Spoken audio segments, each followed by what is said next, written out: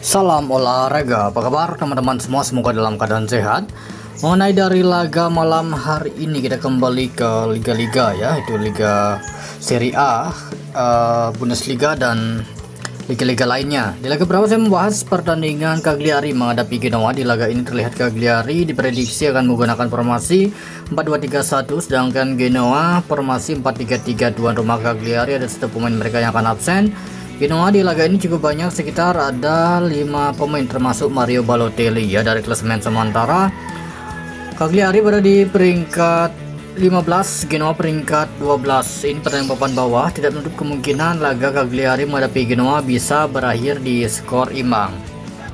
Oke, next selanjutnya di laga yang kedua saya membahas pertandingan tuan rumah Borussia Mönchengladbach. Di laga ini menghadapi Mainz dari Bundesliga ya.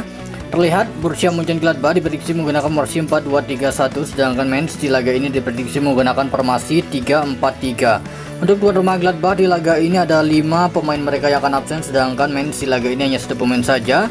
Dari klasemen sementara dari lanjutan Bundesliga Jerman, di mana tuan rumah Gladbach dari peringkat 8, Mainz baru peringkat 4 sementara. Untuk laga ini kemungkinan besar Borussia Mönchengladbach bisa meraih kemenangan di kandang ataupun laga ini bisa berakhir di skor imbang. Kemudian saya membahas pertandingan dari Liga Prancis, Ligue 1 ya, Liga 1 Prancis. Toulouse menghadapi AS Monaco. Di laga ini terlihat Toulouse diprediksi akan menggunakan formasi 3-4-3 seperti ini untuk Toulouse, sedangkan Monaco dengan formasi 4-2-2. Untuk tuan rumah Toulouse di laga ini ada sekitar 5 ya. Begitu juga dengan tim tamu Monaco, memiliki 5 pemain yang akan absen. Dari klasemen sementara, PSG masih di puncak klasemen, sedangkan tuan rumah tuan rumah Toulouse peringkat 8, Monaco pada peringkat 4. Untuk laga ini kemungkinan besar akan berakhir di skor imbang untuk laga Toulouse menghadapi AS Monaco. Oke, next selanjutnya di laga yang keempat ya, saya membahas pertandingan Norwich menghadapi Oxford United dari Inggris Championship ya. Terlihat di laga ini untuk Norwich sekitar ada 7 pemain mereka yang akan absen, sedangkan Oxford di laga ini hanya 4 pemain saja. Dari klasemen sementara, tuan rumah Norwich ini berada di peringkat 11, sedangkan Oxford berada di peringkat 18 sementara. Kemungkinan besar untuk laga ini tim tamu Oxford nampaknya akan mampu menahan tuan rumah Norwich. Kemudian saya pergi ke Bundesliga 2 Jerman. Di laga ini mempertemukan tuan rumah Darmstadt menghadapi Karlsruhe. Terlihat Darmstadt ada sekitar 9 pemain mereka yang akan absen, sedangkan Karlsruhe hanya 2 pemain saja. Dari klasemen sementara dari lanjutan Bundesliga 2 Jerman, Darmstadt ini berada di peringkat 13, sedangkan Karlsruhe berada di peringkat 9 sementara. Kemungkinan besar untuk laga ini Karlsruhe menjadi tim yang diunggulkan dan mampu meraih kemenangan, bahkan mungkin lebih dari selisih 1 gol ya untuk laga Darmstadt menghadapi Karlsruhe.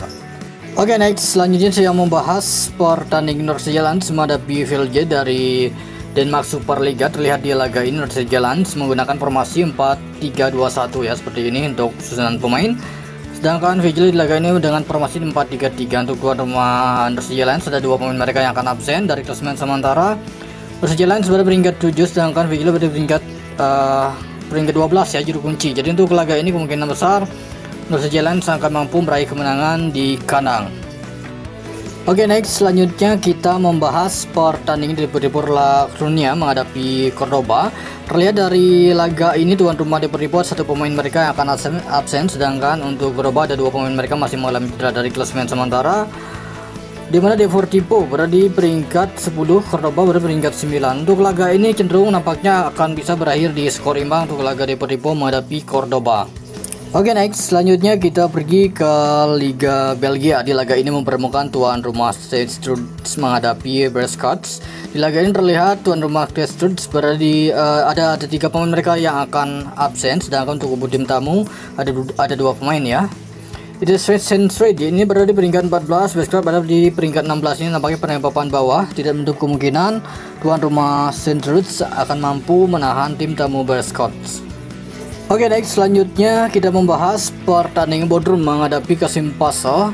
Ini dari Liga Turki ya, Turki Superliga. Terlihat untuk tuan rumah Bodrum ada 2 pemain mereka yang akan absen di laga ini, sedangkan untuk tim tamu Kasimpasa ada 3 pemain. Dari klasemen sementara dari lanjutan Turki Superliga, nampaknya Galatasaray masih di puncak klasemen. Bodrum ini berada di peringkat 15, sedangkan Kasimpasa peringkat 11. Tidak menutup kemungkinan untuk laga ini Kasimpasa akan mampu menahan Bodrum, dikarenakan bahkan bisa meraih kemenangan di laga ini. Oke baik, itu dia mengenai dari laga malam hari ini. Terima kasih, salam olahraga.